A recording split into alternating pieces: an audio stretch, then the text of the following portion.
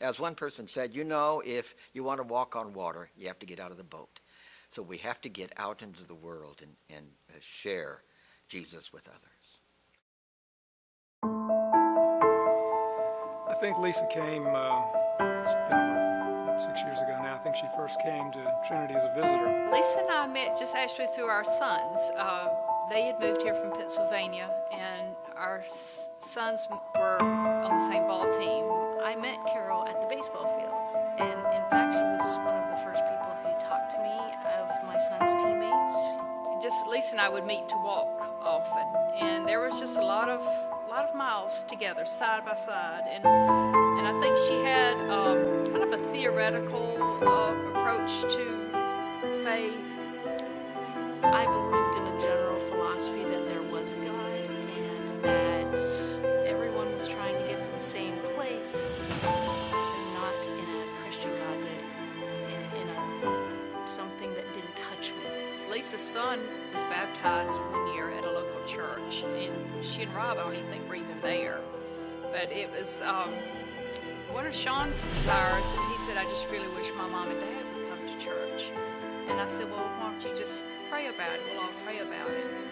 Well, I looked for a new job because my son was sick pretty severely, so I needed to do something else, not be preoccupied as much with the outside.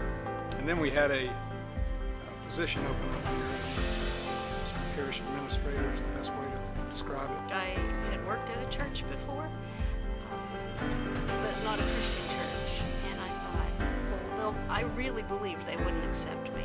But there was something about her, I don't know exactly how to describe it, but I think maybe it was her personality. I started going to the services and sort of thinking, I'm uncomfortable here. Lisa started participating a lot in some Bible studies, just in reading on her own with a group. I think, and a lot of it was just the shoulder-to-shoulder time, just in conversation in a non-threatening way. You could just see her heart being softened.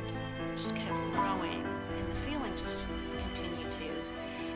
And I started to feel more at home and more comfortable with a Christian walk.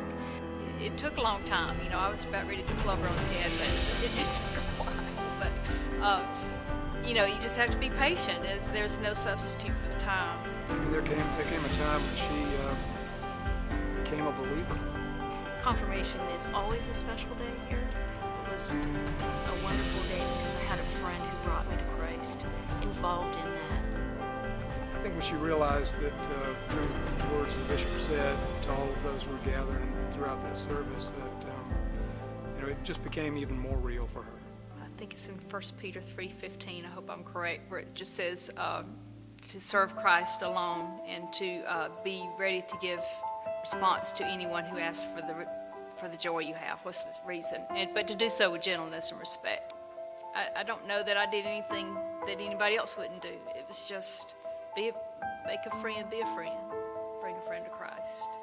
I often would say to anyone that's struggling for a while, we need evangelism, for example, that it just energizes your whole congregation, because before they're just cruising along as they've always done, and then you have somebody who comes to faith in Christ, and the excitement that brings to that person, but also to the people around them is just, it can change a group of people.